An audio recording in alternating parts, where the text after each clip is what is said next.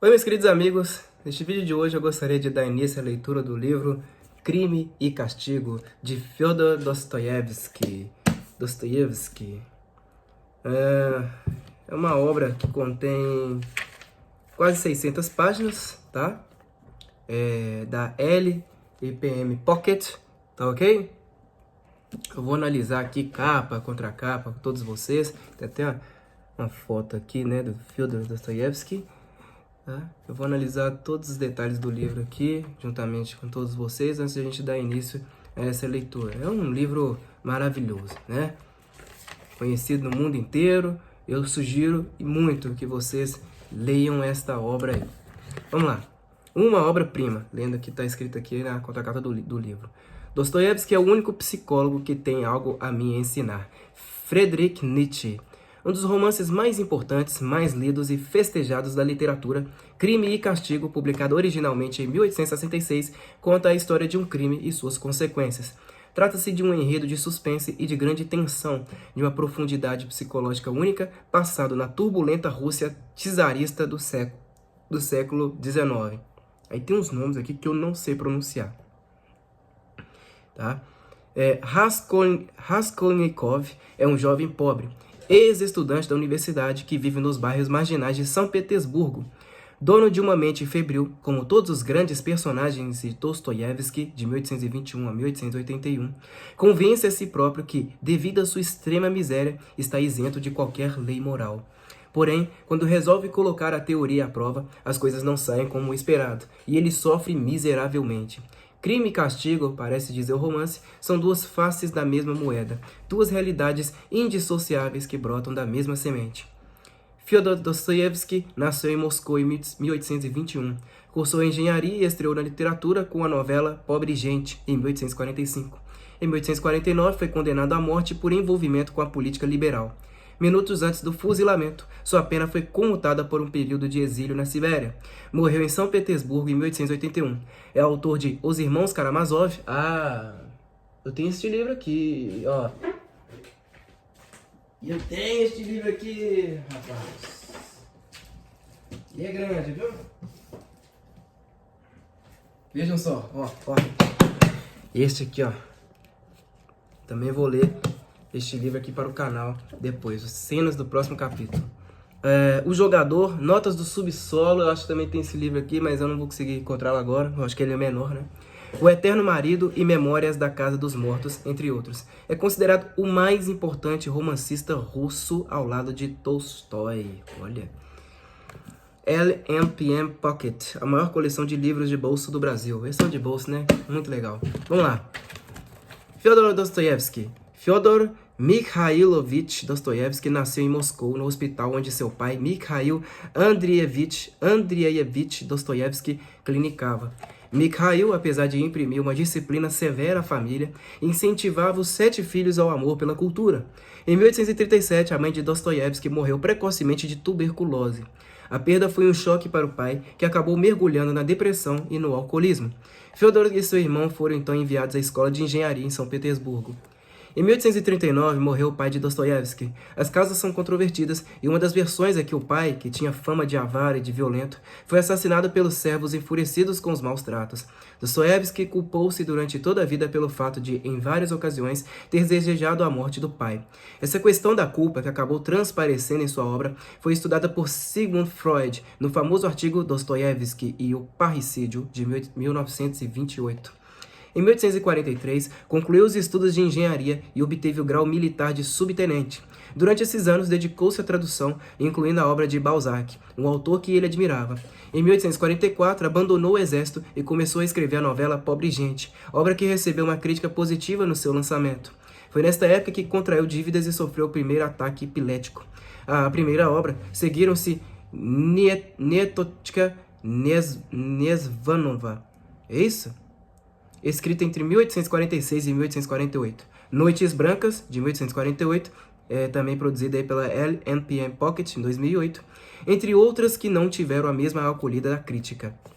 Enquanto isso, Dostoiévski engajou-se na luta da juventude democrática russa pelo combate ao regime autoritário do czar Nicolau I. Em abril de 1849, foi preso e condenado.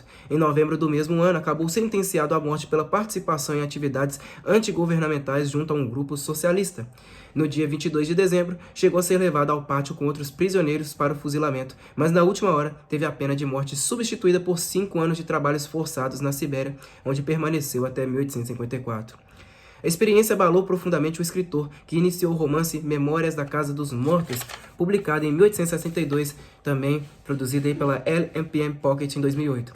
Alguns anos antes, Dostoiévski conheceu Maria Dmitrievna Assaeva, viúva de um maestro com quem se casou em 1857. Eu não sei ler russo, tá, pessoal? Vocês que são mais inteligentes do que eu, me corrijam aí, por favor. Retornou a São Petersburgo em 1859, dedicando-se integralmente a escrever, produzindo 6 longos romances, entre os quais suas obras-primas: Crime e Castigo, de 1866, O Idiota, 1869, e Os Irmãos Karamazov, de 1880. É também dessa época, a criação da revista Tempo, em cujo primeiro número apareceu parte de Humilhados e Ofendidos, obra que também remete à sua experiência na Sibéria. A década de 1860 é marcada por viagens pela Europa, período no qual conheceu a sua grande paixão, Paulina Suslova, que acabaria o traindo. Após a decepção amorosa, Dostoiévski voltou para a esposa, que morreu logo depois. Solitário, endividado e tendo que sustentar a família do irmão recém-falecido, o escritor ditou em 1866 O Jogador, também produzido pela LPM Pocket em 1998, para a sua secretária, Anna Grigorievna, com quem se casaria depois da recusa de Paulina em reatar o relacionamento. O livro é um sucesso e colabora para restabelecer as suas finanças. Logo depois de publicar Crime e Castigo, viajou com a nova mulher para Genebra, onde nasceu a primeira filha do casal, que viveu pouco tempo. A partir de 1873, passou a editar a revista Diário de um Escritor, na qual publicava histórias curtas, artigos sobre política e crítica literária. Em 1880, participou da inauguração do monumento a Alexander Pushkin, em Moscou. Na ocasião, pronunciou um memorável discurso sobre o destino da Rússia. No dia 8 de novembro do mesmo ano, em São Petersburgo, terminou de redigir Os Irmãos Karamazov. Morreu em fevereiro de 1881. Livros do autor na coleção LMPM Pocket: Crime e Castigo, O Jogador, Memórias da Casa dos Mortos, Noites Brancas e Notas do Subsolo. Crime e Castigo, tradução e notas de Natália Nunes e Oscar Mendes. Nota preliminar. Crime e Castigo é o primeiro livro da série dos 5 grandes romances da maturidade escritos por Dostoiévski. Não só teve notável repercussão na Rússia na época de sua publicação, como se tornou universal. Estamos de fato perante o autêntico romance, que reúne todas as qualidades para encarnar não só o leitor médio, como também um leitor de formação filosófica. A sua fabulação é verdadeiramente romanesca, às vezes até de romance policial, não lhe faltando os episódios folhetinescos e caracteristicamente românticos, como as cenas em que o velhaco Luzhin acusa a pobre Sônia de ladra e a de Svidrigailov tentando ofender a pureza de Dunya. Mas, por outro lado, o seu tema é de profundo sentido metafísico e envolve um dos mais discutidos pontos da problemática ética humana. Raskolnikov,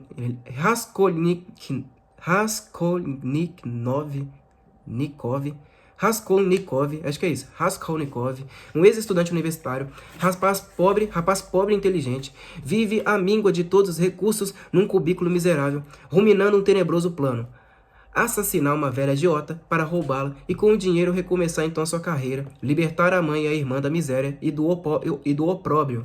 Enfim, praticar uma má ação para depois poder praticar muitas boas ações. Sacrificar um ser inútil e prejudicial à sociedade para mais tarde levar algo de útil, benéfico a essa mesma sociedade. O rapaz medita longa e febrilmente sobre o plano, que vem a executar assassinando a velha e além desta ainda uma irmã sua, que surge inesperadamente na casa.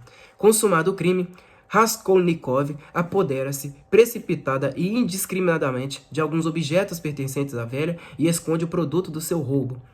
Devido à sua inteligência e presença de espírito, este crime poderia ser considerado como um crime perfeito, pois foi executado de tal maneira que não deixou provas concretas e palpáveis.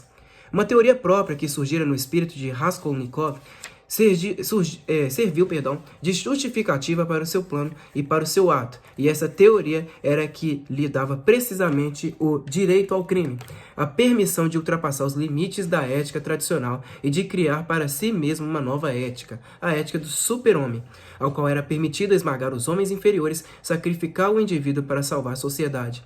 Mas eis que a consciência do homem forte que ele julgava ser treme involuntariamente perante este fato que o espanta.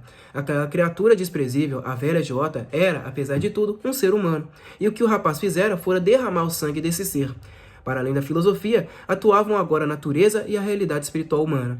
Raskolnikov julgava-se apenas um cérebro em ação, mas afinal era também um homem dotado de corpo e de nervos, que além desse cérebro possuía também uma alma. E se a razão planejar e aceitar o crime, a carne e a alma não o aceitam, repelem-no, e surgem-se e entram em um conflito ardente com essa razão fria, acabando por si lhe imporem.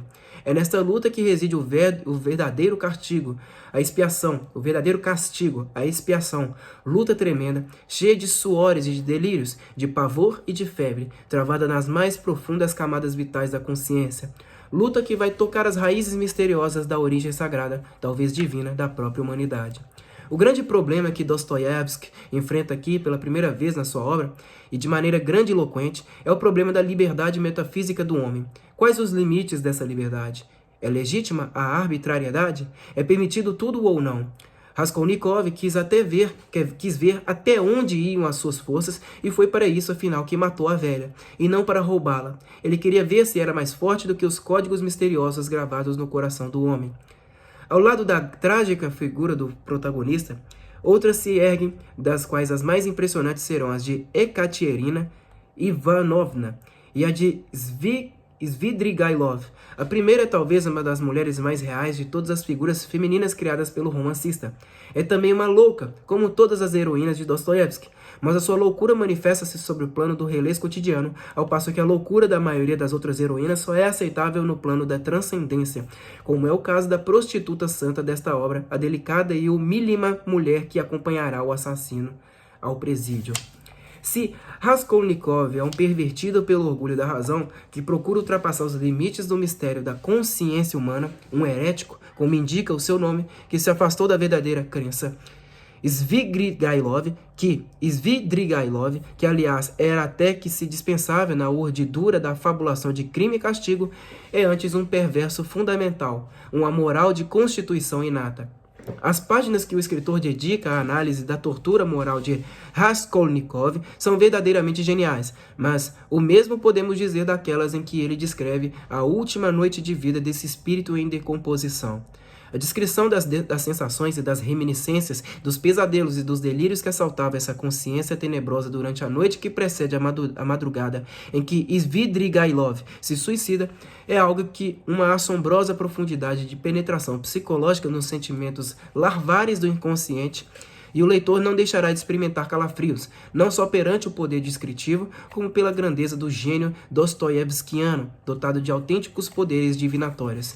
Na técnica da transposição literária dostoiévskiana, Svidrigailov representa uma daquelas múltiplas facetas que o escritor reconhecia em todo ser humano. É um duplo, um momento de desdobramento. No protagonista do romance há, por assim dizer, um superego raskolnikoviano, hiperconsciente, hiperlúcido e hipercrítico, e nele fala a razão, para além do instinto e da emoção, mas nas suas profundidades existe também a instintividade pura, a primativa malícia vital não vigiada pela razão, nem portanto pela ética.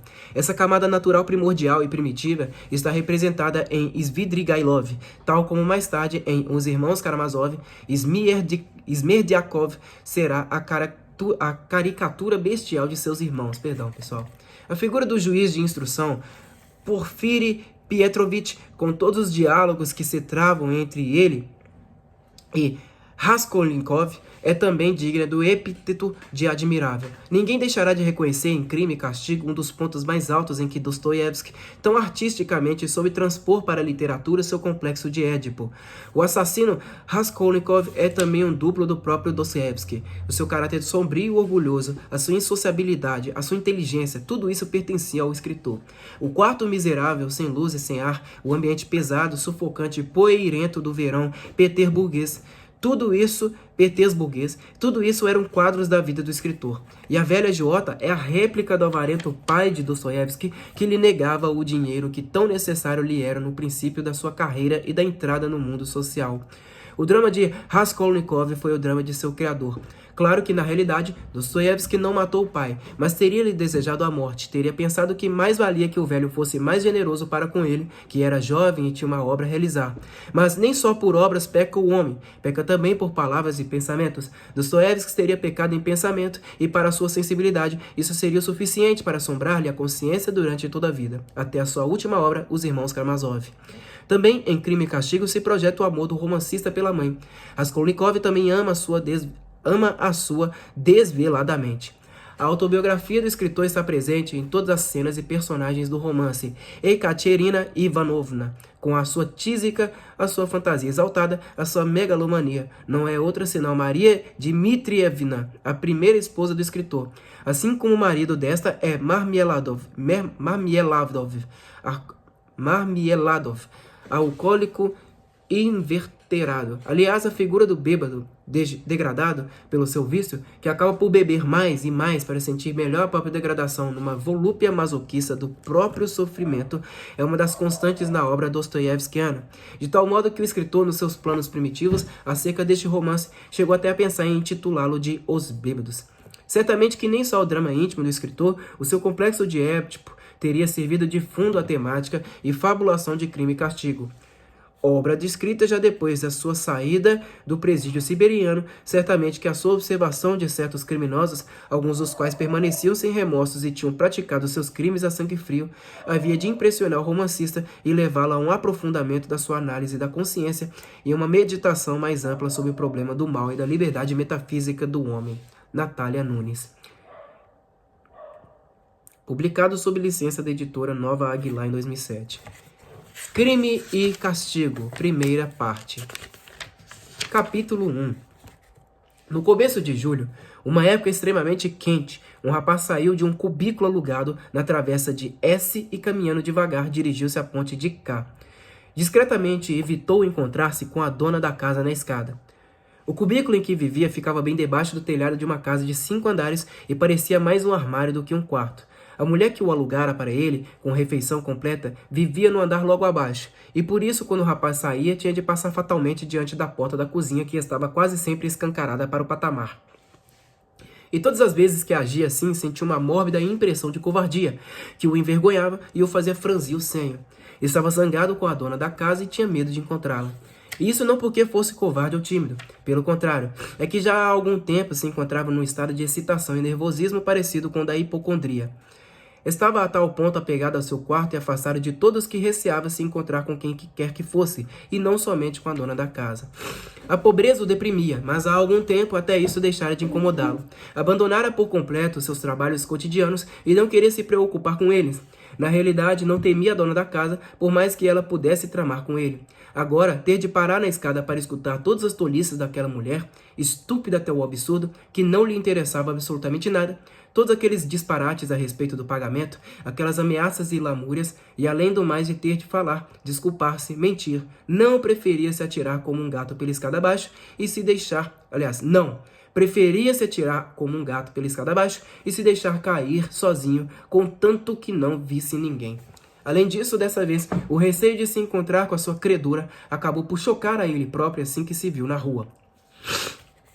Por que diabos me preocupo dessa maneira e sofro todas essas inquietações por causa de uma bobagem? Pensou sorrindo estranhamente. Sim, é isso. Está tudo ao alcance do homem e tudo vem parar nas suas mãos. Só que o medo, isso é um axioma, é curioso. De que será que as pessoas têm mais medo? O que mais temem é o primeiro caso, a primeira palavra. Mas me parece que já estou falando demais. Afinal, não faço mais nada se não falar. Embora também se pudesse dizer que se falo é porque não faço nada.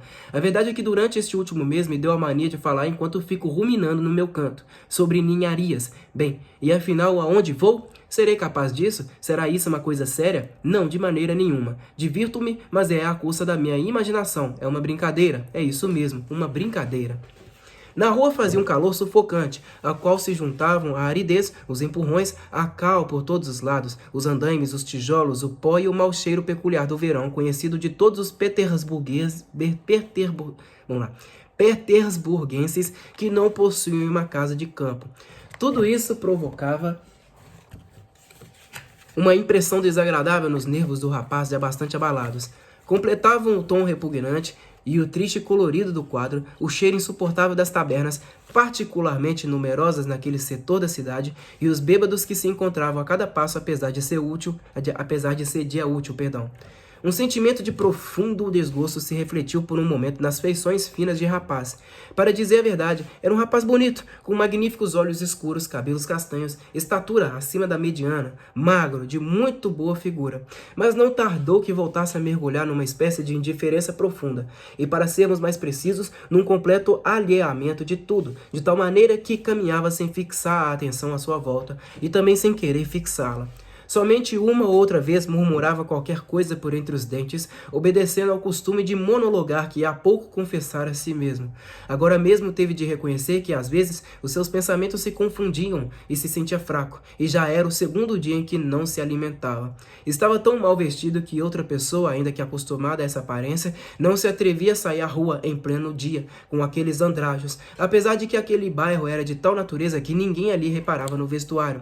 A proximidade do mercado do feno, a abundância de estabelecimentos conhecidos e, sobretudo, a população, composta de comerciantes que se aglomeram nessas ruas e ruelas centrais de Petersburgo, impunham às vezes notas tão desconcertantes no panorama geral que seria estranho alguém se admirar de um encontro, fosse ele qual fosse, mas era tal o maldoso desprezo que já se acumulava no espírito do rapaz que, apesar de toda a sua delicadeza, às vezes muito juvenil, aquilo menos o preocupava era o pobre vestuário com que andava pelas ruas. Já o mesmo não sucedia quanto à probabilidade de encontrar-se com algum conhecido ou algum antigo camarada, com os quais geralmente não gostava de encontrar-se. Eis que de repente um bêbado, que vá lá saber-se por qual razão ou motivo ia naquele momento pela rua com uma enorme carroça vazia, puxada por um pequeno cavalo, gritou quando passou: "Ó tu, chapelão alemão!" e gritou-lhe isso a plenos pulmões, ao mesmo tempo em que apontava para ele com a mão. O rapaz parou e segurou o chapéu nervoso. Um chapéu alto, redondo, a Zimmermann, mas já usado e surrado, cheio de buracos e amassados, sem abas e inclinado para o lado mais deformado. Mas não foi a vergonha, e sim outro sentimento, completamente diferente, parecido com o medo que se apoderou dele. Zimmermann, famoso fabricante de chapéus em Petersburgo. Naquele tempo, a embriaguez era um vício crônico na gente pobre, segundo Henry Troyat. "Eu sabia", murmurou desgostoso. Já tinha percebido. Isso é mesmo desagradável? Como uma tolice, o detalhe mais vulgar pode estragar a melhor das intenções. Sim, o chapeuzinho chama atenção. Ridículo, e é por isso que todo o mundo o vê. Com esses farrapos, a única coisa que cai bem é um gorro, mesmo velho, e não este espantalho. Ninguém tem um semelhante. Vê-se à distância, fica gravado na memória. Sobretudo o fato de ser lembrado é um argumento comprovativo. E o que é necessário, precisamente, é passar despercebido. Por menores insignificâncias, é isso um principal. Um detalhe destes pode colocar tudo a perder para sempre. Tinha andado pouco, sabia até a que distância se encontrava de sua casa. 830 passos, precisamente. Quantas vezes o contou no tempo em que fazia projetos. Naquele tempo não dava grande importância a esses seus desvarios, apenas se excitava com eles por causa da sua ousadia quimérica, mas sedutora. Mas agora, passado um mês, já começava a vê-los de outra maneira, e apesar dos seus desanimadores monólogos a respeito da sua inércia e indecisão, ia se acostumando, quase sem querer, a considerar aquele sonho escandaloso como um empreendimento, embora ele próprio não acreditasse nele. Agora ia por ali ensaiando aquele empreendimento, e a sua inquietação aumentava à medida que ia caminhando. De coração palpitante e tomado por um tremor nervoso, aproximou-se do imenso edifício que de um lado dava para o canal e do outro dava para uma rua. O edifício compunha-se de pequenos apartamentos, e todos os seus inquilinos pertenciam às classes trabalhadoras. Alfaiates, serralheiros, cozinheiros, alguns alemães, mulheres de vida irregular, modestos empregados, etc. Os que entravam e os que saíam cruzavam-se nas duas portas e nos dois pátios da casa. Havia 3 ou 4 porteiros. O rapaz ficou muito satisfeito por não ter se encontrado com ninguém, e logo a seguir deslizou da porta da direita para a escada, que era escura e estreita, negra, mas ele já conhecia muito bem tudo aquilo e lhe agradava aquele ambiente. Naquela escuridão não receava os olhares trocistas. Se agora tenho tanto medo, como seria de fato se eu chegasse a levar a coisa a cabo? Foi o que pensou involuntariamente quando se viu no quarto andar. Aí encontrou alguns carregadores e soldados que estavam tirando móveis de um apartamento. Sabia que naquele andar vivia uma família alemã, cujo chefe era funcionário público. Pode ser que esse alemão se mude agora, e que no quarto andar, nesta escada e neste patamar, só fique por algum tempo um apartamento ocupado, o da velha. Isso seria bom, em todo caso. Pensou e bateu à porta do apartamento da velha. A campainha soou fraca, como se fosse de lata e não de cobre. Nos modestos apartamentos de casas semelhantes, quase todas soam assim. Já tinha esquecido o som daquela campainha, e de súbito aquele som pareceu recordar-lhe qualquer coisa e trazê-la claramente à sua imaginação. Por isso estremeceu e dessa vez sentiu os nervos frouxos. Passado um momento, a porta entreabriu-se numa fenda estreita, pela qual a inquilina espreitou o visitante com receio e deixando entrever unicamente os olhos que brilhavam na obscuridade. Mas quando viu tanta gente no patamar, ganhou coragem e abriu a porta. O rapaz entrou para uma sala escura dividida por um tabique, atrás do qual ficava a cozinha exígua. A velhinha estava na sua frente, olhando-o em silêncio e interrogativamente. Era pequenina e seca, e de uns 70 anos, olhos vivos e maliciosos, com um narizinho afilado e a cabeça descoberta. Os cabelos alvos brilhavam, pareciam besuntados com azeite. Trazia um lenço de flanela no pescoço delgado e comprido, parecido com a pata de uma galinha, e nos ombros, apesar do calor, uma pequena estola de pele gasta e amarelada. A velhota não fazia mais do que tossir e gemer. Talvez o rapaz tivesse fixado nela um olhar especial, porque nos seus olhos tornou a aparecer a antiga expressão de desconfiança.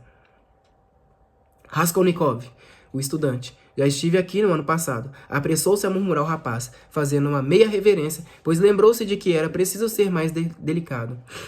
Raskolnikov, nome forjado de Raskol, cisão. É evidente o propósito simbolista do autor. Criando esse nome, quer mostrar, através do significado do radical, o homem cindido, atormentado pela contradição entre as exigências que ele faz à vida, à humanidade, a si mesmo e a capacidade para realizá-las.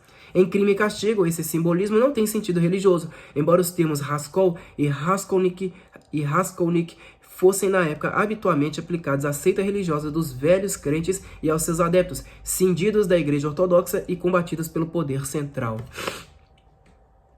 Já me lembro, Batutka, lembro-me muito bem de quem se trata, disse a velhota respeitosamente, sem afastar o olhar inquisitorial da cara do rapaz tal como antes. Termo russo que significa meu caro. Pois bem, eu vim de novo aqui para tratar de um assunto, coisa de pouca importância, continuou Raskolnikov, um pouco contrariado e surpreso com a desconfiança da velha. Aliás, pode ser que ela seja sempre assim, e que da outra vez eu não tenha reparado, pensou ele com uma sensação aborrecida. A velha permanecia calada, como se reconsiderasse. Depois afastou-se para um lado e, apontando a porta do quarto, disse, empurrando o visitante para frente. Entre, Batutka. O quarto em que o rapaz entrou, forrado de um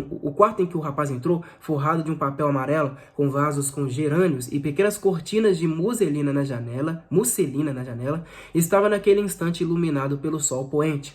Talvez depois também faça o sol, foi a ideia que passou rapidamente pela mente de Raskolnikov, e ele correu os olhos sobre todo o quarto para ficar conhecendo melhor e gravar na memória a sua disposição. Eu vou parar por aqui, pessoal. O livro é bem grande, tá? Tô na página 16 ainda, mas aos pouquinhos a gente chega lá, né? É isso daí. Continue me acompanhando. Até a próxima e falou!